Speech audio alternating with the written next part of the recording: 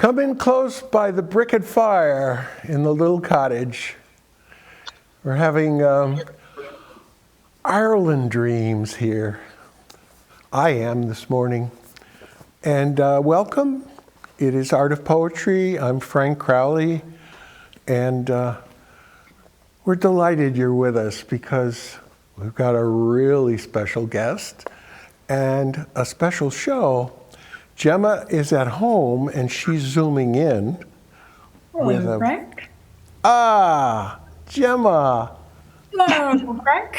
Oh, wonderful. I am going to say for January 12th, to bless the space between us, John O'Donohue, man from the old sod, has got several blessings, and I tend to want to begin with that sense of spirit and his take each show. This one works for January and beyond, and what many of us are feeling. For loneliness. When the light lessens, causing colors to lose their courage, and your eyes fix on the empty distance that can open on either side of the surest line to make all that is familiar and near seem suddenly foreign. When the music of talk breaks apart into noise and you hear your heart louden while the voices around you slow down to leaden echoes, turning the silence into something stony and cold. When the old ghosts come back to feed on everywhere you felt sure, do not strengthen their hunger by choosing to fear. Rather, decide to call on your heart that it may grow clear and free to welcome home your emptiness, that it may cleanse you like the clearest air you could ever breathe. Oh, he does it for me.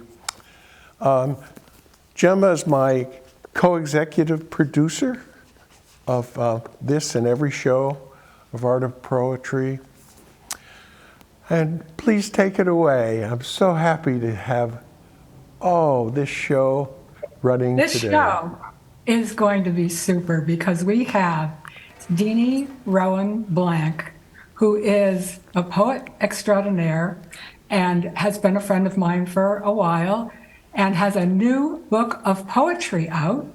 Would you like to show us the book, Deanie? And I wonder where you got the idea for this book and this title. The book go ahead. Well, I can tell you about the title in particular. First of all, this book has a lot of personal, but it's related to what we all go through very often.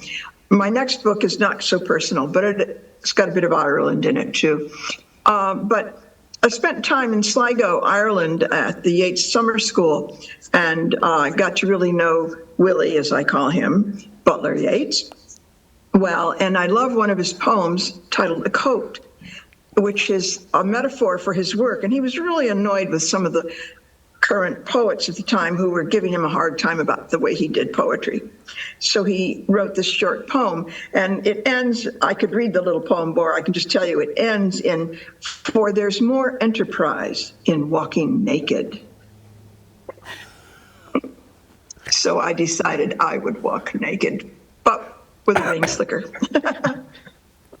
Well, your poems are, I think, very revealing, not just of your surface, but of what's under your skin. And so I think that's an apt metaphor for the poems that you'll be reading for us today. I want to introduce you a little bit by reading you about the author. Deanie, you were born and bloomed near Chautauqua Institution, the internationally acclaimed arts community in upstate New York. You were oldest of two daughters of first generation parents. Your mother, Carmela Rowan Conti, of Italian descent, and your father, Joseph George Rowan of Irish descent. You are an honors graduate of public health nursing and clinical social work from Syracuse University.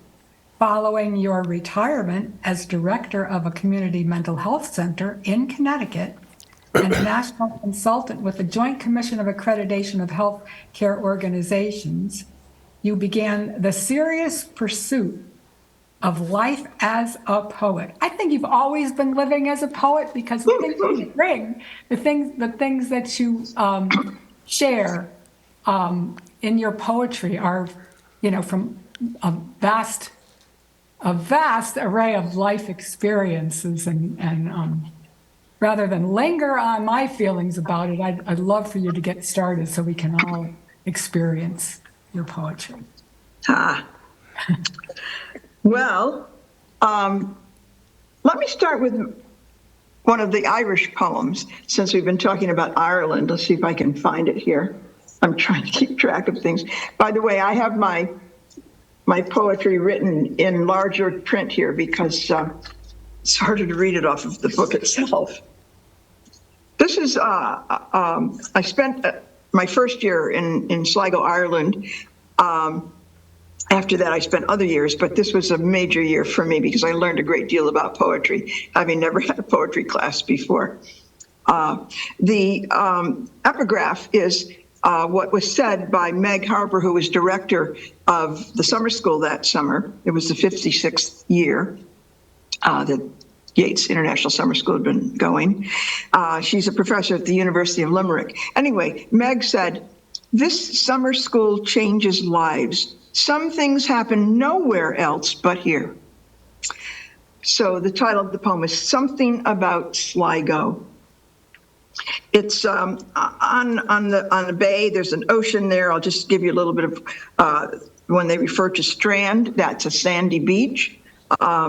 There are two mountains that are on either side of Sligo and are viewed from the area. And we were climbing that particular day up Knocknarea, which is one of the mountains. The other one is Ben Bulben. And it's an interesting experience. I'll tell you more about it. Okay, something about Sligo. Sligo's secret manifested during my stay in Ireland's northwest coast town. Someone said a summer school student challenged the curse, stole a stone from bloodthirsty Queen Maeve's grave cairn atop Knocknarea. On the return, he fell down the steep slope, broke his right rider's wrist. No doubt the Sidhe, those are otherworldly beings, fairies, benign unless angered by a mortal's foolish deed. All 26 of Yeats' plays were performed this Sligo week, many al fresco to celebrate his 150th. As I watched The Land of Heart's Desire, made real when the performance dramatized the clash of pagan and Christian values. This is from the play. What goes with them must drive through the same storm, the hurtling foam, the wind blows out of the gates of the day, the wind blows over the lonely of heart. At that very moment, raw, wet winds erupted, roared, and waves crashed into Ross's Point strand as the innocent bride of the play was lured away. Not to worry, for Sligo town rests between Yeats' bare Ben Bulben's head and Knocknarea. With big-shouldered bearing, these buttes magically protect the enchanted valley they embrace. Yes, some things happen nowhere else but here. So that's a little bit about Ireland. Frank, you probably know all about that. I do. I may interject if I may. Sure. Could you look more directly into the camera because you're kind of fading into darkness? Yes, we need more light on that might help. I'm not good at this stuff. Oh, we need more light on your face as you express these words. So if you could either hold up your text or get some more light directly on you, it'd make a big difference. Thank Thank you. I'll do my best. Oh, good. Good start. This is one of the early poems, and it's written after the death of my first husband, who was a law professor and quite a guy.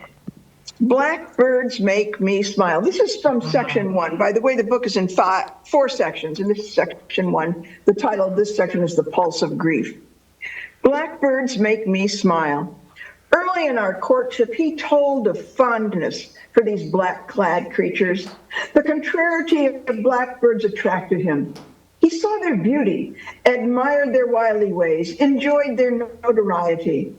Mythic winged things of ill omen, raucous, scavenging strumpets, clever, not simply black, iridescent as an oil slick in sun, silver, green, gold, blue.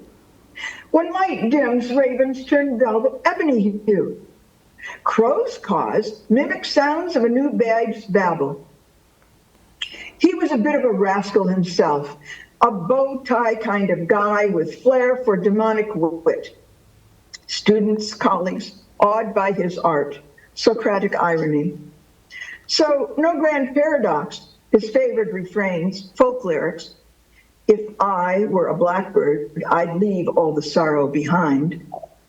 When the toxin of mortal disease told, knowing the denouement, he chose to close the cover of the tome before him.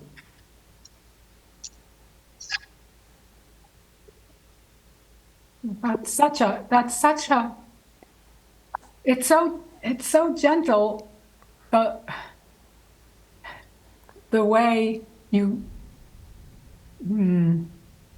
express the loss that your husband, and how now you can smile about it so many years later. It's so beautiful. I had dinner recently with someone, and her daughter, who I'd never met before, was there, and the daughter's husband, and she said she was a lawyer. And I said, "Oh, really? Where did you go to school?" And she said, "UConn." I said, "Oh, would you happen to have known Joe LaPlante?" She went, "Oh, he was fabulous." I felt so good hearing that, because I'd heard that about him so many times. It was wonderful. Yeah, memories are good. They help a lot. Let me tell you about a poem that's in section 2 called The Impulse of Joy. Oh, that's beautiful. This is my cousin Harmonia for Ruth. If someone came up to you and said, "Hey, I'm your third cousin twice removed," who would she be? A cousin is a cousin to me. If pushed, I'd go so far as to say the cousins with whom I grew up were my first. I seldom see them. They're removed, not in the mathematic sense, way of genealogy, scattered. Now we're growing. All the same, I love them. With an easy nod to kin, the valid titles, kissing, cousin, in-law, step, honorary, removed, first, second, great, God. I'm not distressed by these distinctions. I assume love goes forward and backward. I've learned my cousin has been on an aching quest to find her birth mother, see resemblance in another, to know what might be secreted in her genes. She found the lady, learned heredity, yet this woman, who later married my cousin's birth father, and a full-blooded younger sister, denied my cousin tenderness. How can I have been so blind to her pain? I want to wrap my arms around her, my cousin Harmonia. There's so much family in your poems, and I love this interpretation of family, and how in both your marriages, you said in another poem that you came to ready-made families. To me, that's a beautiful view of families. But I wanted to point out that something that reading this again reminded me of, and is that we workshopped together for a while too, and we still do, but you've been known as the queen of enjambment. And there is an enjambment in this poem. And since we're talking about the art of poetry, the part where you say, I assume love goes forward, and then there's the next stanza, and backward. Because love goes forward is a perfect statement that you hear a lot. But then when you say and backward, that's magical. I love that skill that you have to do that. Thank you. I do. I like enjambment. There's so many elements to poetry. Like I'm trying to think. Line, sound, all sorts of things. But the most important thing to me in poetry is density. We talk about rhyming, but rhyming to me, unless it's internal, I sort of don't like it, actually. Although I do have a couple of poems that do rhyme in this collection. But the density, how much you can pack into a small area. I love that. That's what makes a poem work for me. And I also love Emily Dickinson, when she said, tell it slant. Yeah.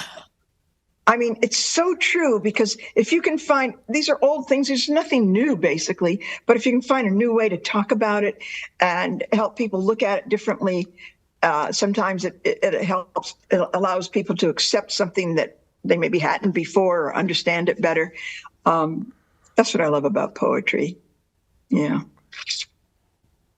In your poem, Cooking Cream of Wheat, I love also the other thing about is I've read it a few times, and then the last time I read it, I kept noticing the images of light and dark and going back and forth. And I thought, what a wonderful way to describe someone is going from the light to the dark in their life. It's really beautiful. Would you like me to read that one? I would love you to read that one. And I'm trying to find it. It's page 66. Oh, thank you so much. You're welcome. I need all the help I can get. I know I didn't bring this up before, so it's a little bit of a surprise, but it was, anyway. Cooking cream of wheat. Silk milk swirls, stove light glows gold and ice blue. On waves, the sheen of new snow. With heat beneath, a sweet smell rises. Foam breaks out as alabaster grains mix to thick, drifting memories. I see you, flirting flapper, in the tarnished silver frame. You were the eldest, left coveted classes to help when your father could no longer climb into that bituminous pit. I saw you sublimely posed in another frame beside your white-trousered groom. You wrung clothes with the old Maytag after work in the cellar in the night. You washed stains of my pubescent embarrassment, said when sex was best, thought yourself big-boned, became bent, shrunk. That night, you woke in fright. It's okay. It's me. I'm your daughter. You who could play a saxophone, balance books, stretch a ground beef pound like loaves and fishes. Here now, cooking cream of wheat. What a I haven't read. It's such a portrait. And then you have I hadn't read that in a while. The light, the silk milk, which is light, and the new snow, light, and the alabaster grains, and then you have the tarnished frame and the dark pit, the bituminous pit, and then you have the white-trousered groom and the cellar in the night. It just goes back and forth, and you're getting this, I don't know, this chiaroscuro vision of the mom. Yeah. This it really poem's a happened. I knockout. remember thinking of her. It was just, Yeah. Yeah. Great. Is there anything else in particular you want me to do, or I'll just keep Oh gosh, looking just around? pick some of. There are a lot. Just pick something you would like to read next. Let's see.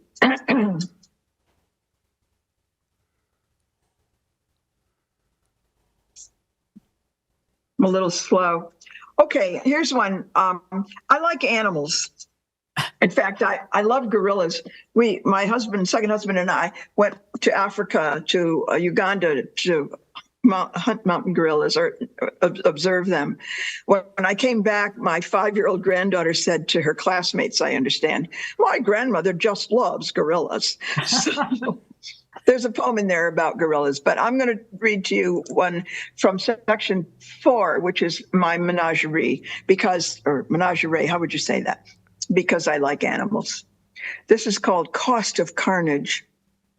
A keening echoed in my mind as I passed the freshly severed giants lying roadside, their bare hearts exposed, springs, leaf-budded branches cleaved off, trunks wreathed in gray girths, left to weep, redolent of massive African bush elephants, their tusks gouged out, left to bleed a slow, torturous death. What will life on earth be without oak trees and elephants? This morning, a tiny spider joined me in the shower. I considered ousting it as it struggled to stay clear of water spray. On drying down, resolved to rescue the spider, I found it fallen into a small water drop, drowned. I have some funny poems about my cat, for example. No, I think in this book is about my hamster, but that's another story. Let's see, what else might we read?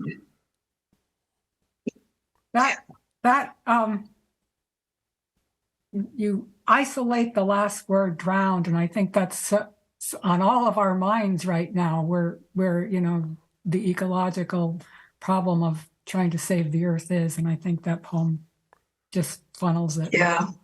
I have a new poem for my next book that I realize sort of is similar to this one, but it has to do with this horrible drowning.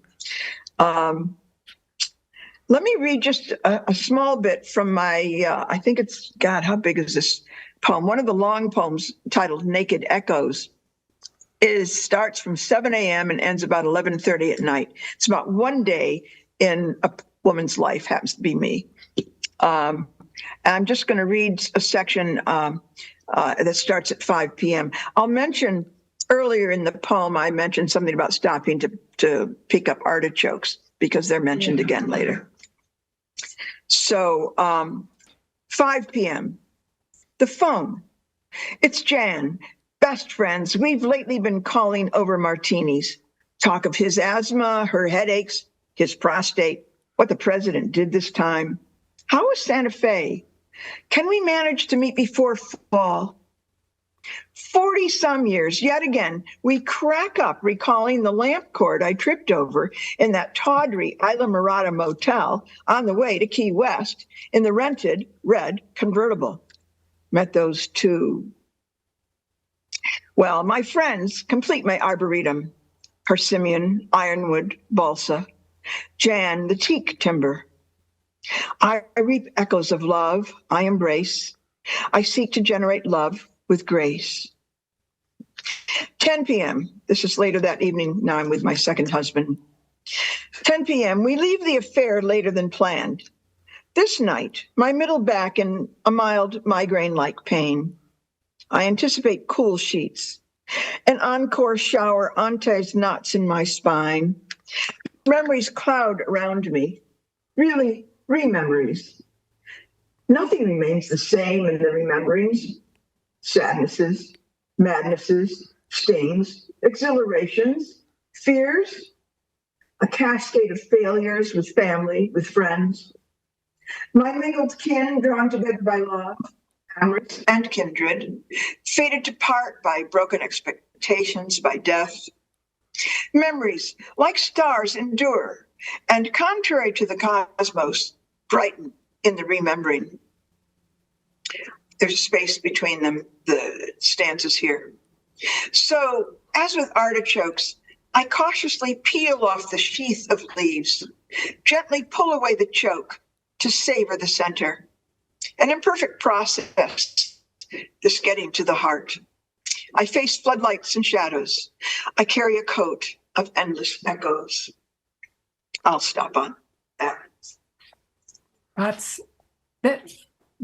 I wish we had a whole other hour for you to read this whole poem. This poem is so dense with beauty and sorrow and longing and regret and then if you just permit me 2 lines, I near the end you say, "Is my future behind me?"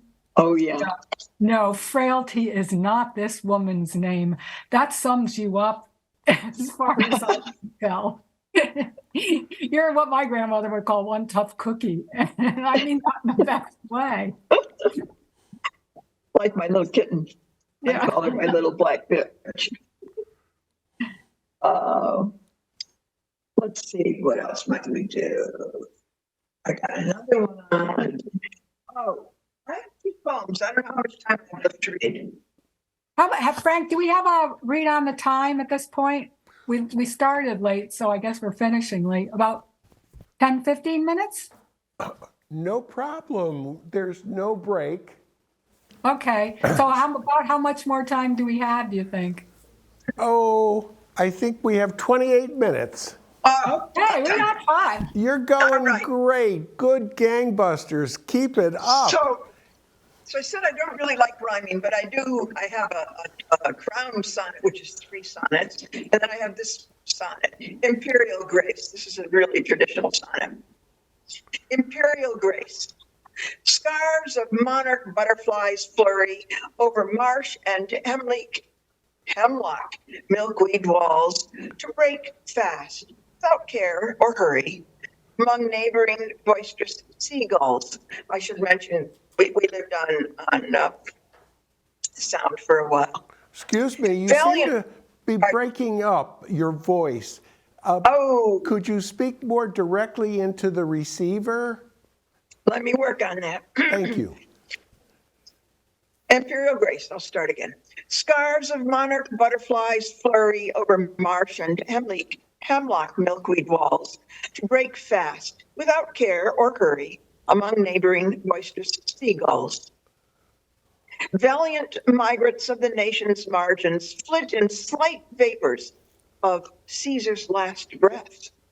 Move through Maine to Mexico mountains, there haul a consort to mate before death. Hear waves of rustling silk as they rise, like delicate blankets from boughs bent on fir trees that reach to sunlit skies.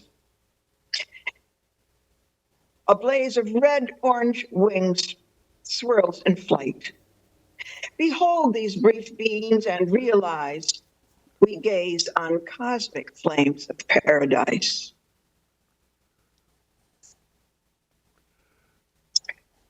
I end the book with this particular poem because it just made me feel so good. And it's in section 4 from the Menagerie. We were living winters for a while in Naples, Florida, and I volunteered at the Nature Conservancy. My job was to help rescue animals. Sometimes I was herding giant turtles. And because I had been working hard and helping, I was rewarded with the ability to release a particular animal. And also, I want to mention Emily Dickinson again. She speaks of hope in her poem. And I want to add, when I refer to something that's similar, I'm adding freedom. So, ecstasy. Once, I held a newly healed raptor placed in my palms, long tail feathers drawn low. The puff feather form throbbed, so too my mortal pulse. Once, a wild hawk turned, faced me with wide blazed melon yellow eyes, held my gaze in search of providence. She filled my left glove as I gripped in a gentle Tai Chi spreading the eagle wings movement. Once, I loosed a red-shouldered hawk. A chorus of scattered shrieks, phoebes turned swallows, warned of danger, returned to the eyrie. Her life mate soared, spiral dived in a sky dance of courtship with wingspan wider than my open arms. She lighted on a bare/pine branch. Her high-pitched here, here, here, the trumpet of liberty. Once I felt a feather fly from me. So that's your thing with feathers. Yeah, I'm big into feathers. Thing with feathers. Yeah, yeah. That's beautiful. Yeah. Wow.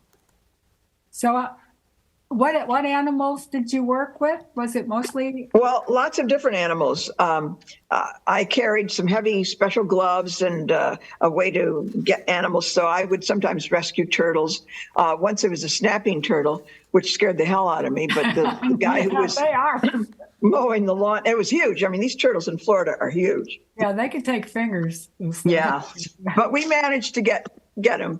And but my favorite job sometimes was sitting out on the lawn with 3 or 4 big turtles and watching them graze. So that's when I herded turtles. Absolutely. If you don't mind, would you mind reading a poem? I don't. It's in the middle, so I don't read. I can't really say where it falls in the sections, but it's on page 47. Dust to Dust. Would you mind? Sure. I know we're jumping all over. It's okay. Yeah. I keep finding ones that, Yeah. I can do that. I'd love to do that. okay. Dust to dust. I know I will die. I do not know what happens between now and then. So, for now, I find joy in found treasures. Oh, I wish I had it with me. Beach stones, starred, smooth by sand-filled waves. I sing for myself, often obliviously. I see bees and butterflies.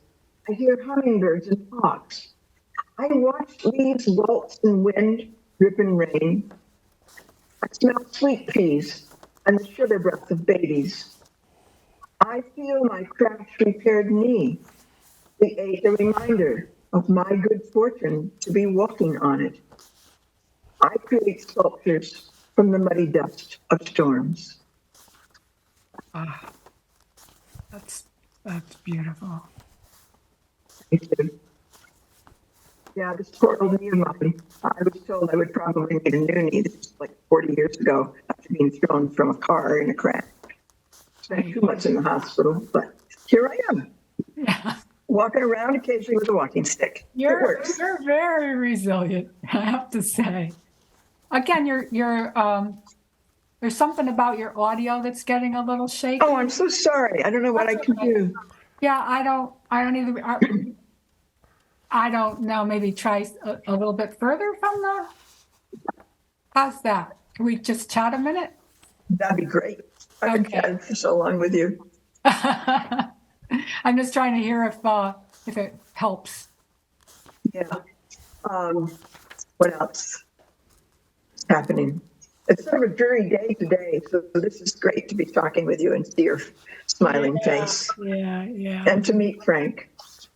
Thank you. Yes. Yeah. Oh, I'm really enjoying myself. Thank you, Gemma. You are the perfect host. Wow. Not only did you do your homework so diligently. Oh no, it wasn't homework. It was a treat to be reading these poems, again. And I know we this is available to the public, and it is, it's. You can get it on Amazon. You can get it on Amazon. We're not selling anything here, but because we're talking about poetry that people might be interested in, yes, it's available. And I think it's just the best book of poetry I've read in a very long time. Oh, Gemma. I have to say, the cooking cream of wheat is so gorgeous to me, not Yeah. only in poetic elements, that Gemma delineated so beautifully, and your skill at it, but what it does for me for opening up into family and what you do yourself, opening Yeah. from the cream of wheat into family. It's just so skillful, but so moving. And yet, you start so simply, which is gorgeous. I feel your density. I love Emily for that, and thank you for referring to her so often. Wonderful. Great. What Oh, about really? Time Now on page 96? Oh, that's a more recent one, obviously. I was telling Gemma at one point, I can't memorize my poems. What page was this on? 96. 96. The only poem I memorized, because it's just so easy, Oh, was right. The Men I Married. How does it go? To those who know me well, this will come as no surprise.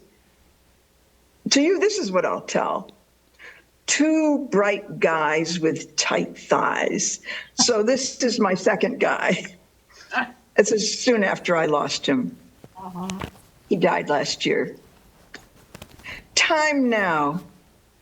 Time now to grind coffee beans for our French press. To notice the top of the toothpaste tube needs your flattening squeeze. To swear without annoying you who never swore in all our years together. To lay my arms across the empty pillow by my side. To find on my own my often lost phone. To miss heating my chilled fingers under your warmth beside me in bed.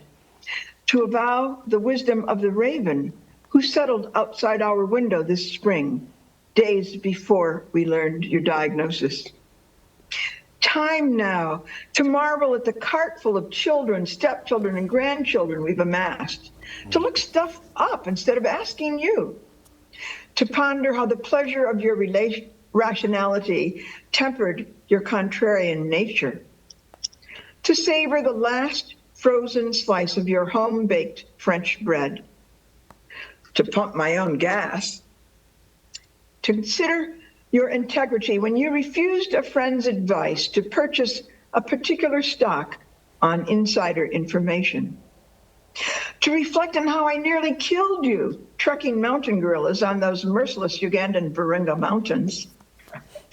To choose which of your shirts to sleep in this night. To rejoice in how blessed I am to have loved you, you gentle man. Time now to treasure your last gift as I told you of my love when your eyes opened to meet mine in a final embrace.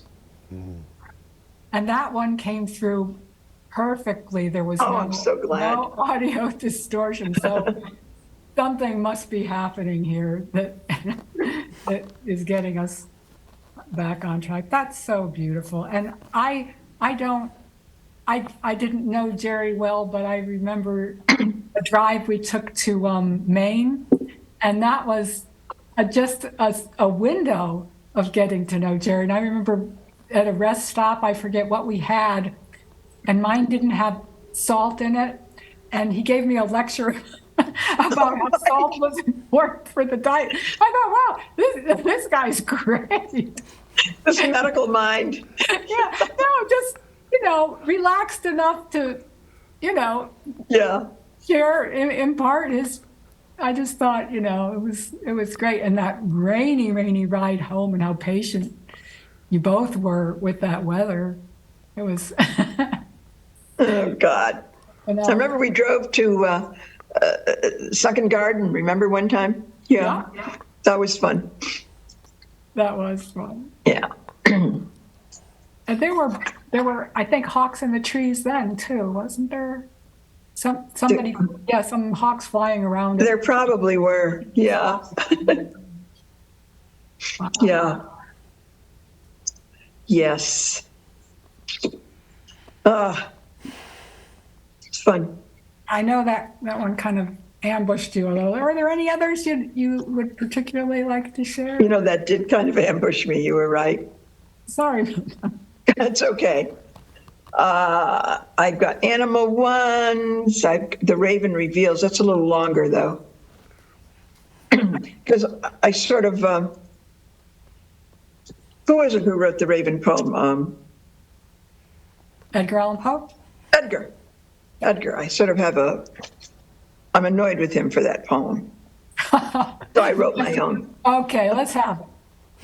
Let me see, what page was that? Da-da-da-da-da. Oh, God, I had it here somewhere. Title. The Raven Reveals, Yeah. 113. Well, thanks. Sure. I could read something silly, but I better not. Okay.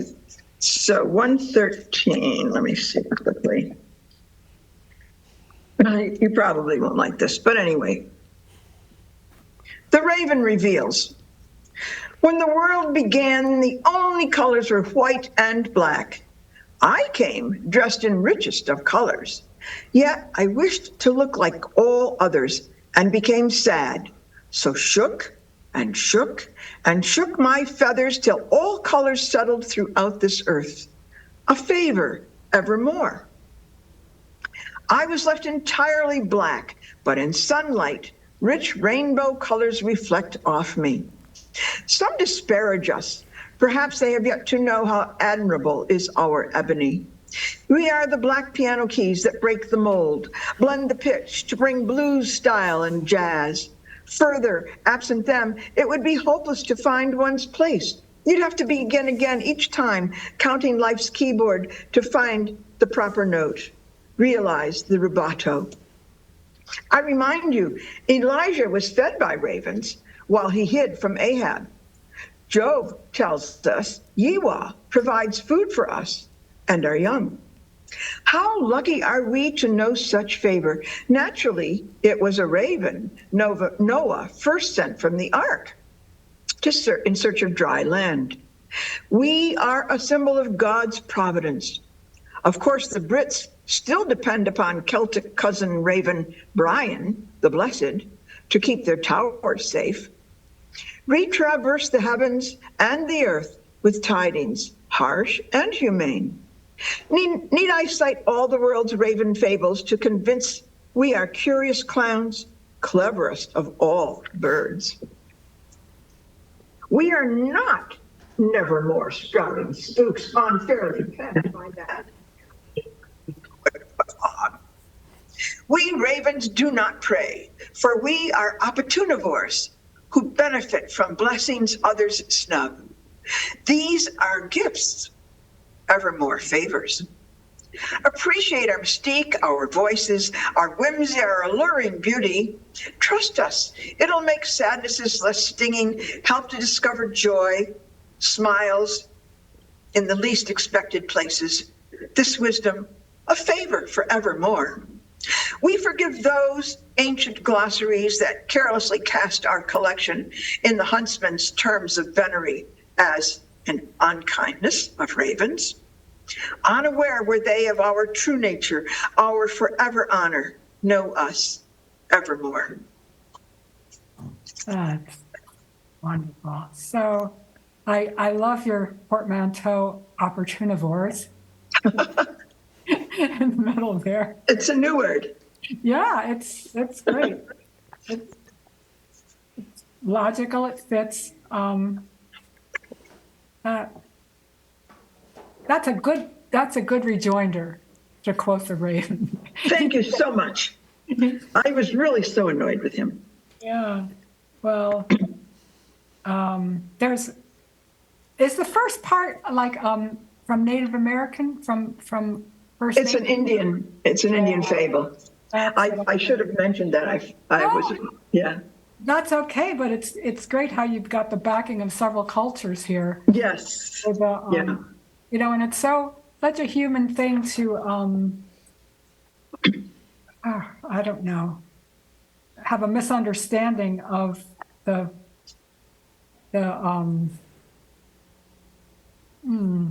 different characteristics of creatures that, need those characteristics for their own survival or for their own, how they fit into the scheme of the, Yeah. and that, It's, go ahead. I was going to say, it sort of makes me think about what I was saying about the need to slowly approach another's point of view with a different point of view to help them understand. I don't know how we're going to do it in this current political culture society, but yeah. But that must be second nature to you with your background in mental health. You're a listener. I've noticed about you over time. You are a listener, and you try to understand. Yeah. And so that, Yeah. we do the same thing with animals. Yeah, except my cat, Izzy, will not listen to me. Oh, well, cats are a whole other. I just listen to her. Right. They do have their own languages. Yeah. Sure. Oh, my. So, what are you doing these days, Gemma? Well, we have a workshop tonight. I'm gonna attend. Ah, wonderful. Yeah. I'm just tending to my own little winter gardens and things. Not too much. That's what we have to do. Yeah. Yeah. How about And you? now with COVID sort of rising again. Yeah. Have you been to New York to your the Irish Cultural Center? Yeah, in fact, I think that's where I got COVID. First week in December, I was at the Irish Arts Center. There was the end of a 4-day poetry festival. So it was Sunday afternoon. It was wonderful. I mean, all these wonderful poets from Ireland, but not necessarily from Ireland, from elsewhere too. And we wore masks. I wore my mask all the time, except when eating. But I spent a week watching silly TV shows while I tried to recover from COVID. Do you have, you mentioned some of your poetic influences are Emily and Yeats, and there's someone else you mentioned, I can't remember. You know, this is so awful. My memory sometimes is so weird. Oh, God. There's a Turkish poet, and I'm blocking on his name. Anyway, who else? I have books here with some of them, but I can't think of their names offhand. I'm just thinking of any of them that you've seen recently, and Oh, well, I haven't seen him. He wasn't at this festival, but I don't even know if he's still living. Probably not. Patrick Kavanagh. Did I send you his funny poem, Cooking Oatmeal? yes, you did. Yeah. I read it not just recently. It was hilarious. That Yeah. is, so He hasn't really been an influence on me, but I enjoyed reading him. Yeah. we went to see someone at the Y, and I can't remember the name of who that was either. Boy, we're both having senior moments, right? Was that in New York? Yeah. Who could that have been? Seamus Heaney? Seamus Heaney, I think. Yeah. Could very well be. Well, that was a good reading. Oh, you've taken me so many places and such a rich cultural experience. So Yeah. Yeah, I was with Seamus actually a week before he died in Ireland. yes, you mentioned that. Yeah. But now that sounds Come to good. think of it. Yeah. So, Well, ladies, we're down to 3 minutes, so it's a good time to reflect on how you feel about reading to our neighbors. They're gonna love you.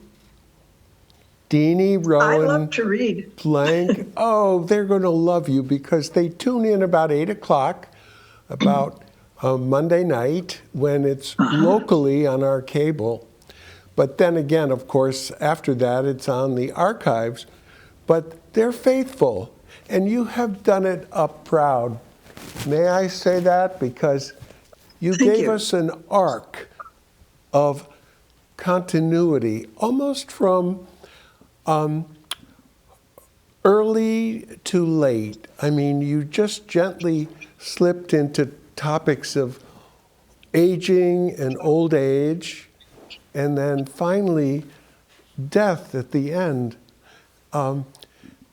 And other arcs too that I was able to follow. But most of all, I had a lot of tears in my eyes from the evocation of deep human love in family and also for all people.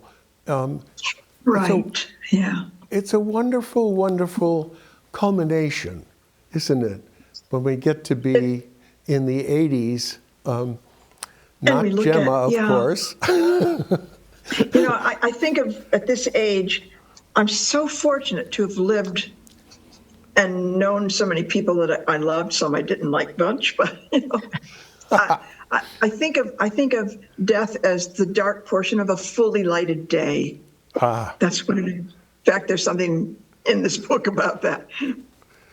It's really a treat. And I'd like to end with a few lines again from John O'Donohue, and that's for you and for me and for my dear neighbors. And it's for old age. May the light of your soul mind you. May all your worry and anxiousness about your age be transfigured. May you be given wisdom for the eyes of your soul to see this as a time of gracious harvesting. May you have the passion to heal what has hurt you and allow it to come closer and become one with you. May you have great dignity, sense how free you are. Above all, may you be given the wonderful gift of meeting the eternal light that is within you. May you be blessed, and may you find a wonderful love in yourself, for yourself. Oh, Jeannie, amen. You have done it. Thanks, Dee. Thank you. It was a wonderful show. I thoroughly enjoyed it. And That's we're great. wrapping up with a Dee, little... thanks so much. Thank you, guys. You've been wonderful and very helpful, and I appreciate it. Love you. Love you too. Love you. Thank you. And we are most honored to have you as a special guest today. It was wonderful, wonderful. Yeah. Great. Appreciate it so much. My pleasure, really. I think it was all our pleasure. I can't wait to watch this again and again. Oh, you want to meet Izzy while we're still online? You got Izzy? I got to open the door. If we got a minute. Oh, we she's- do. We do. Oh, Okay. Izzy, what a treat. What a treat this will Izzy, be. come on, sweet girl. Come on. Come on up. You can come up. I'll give you a treat. Oh, I don't have a treat. I can't give her a treat. Come on.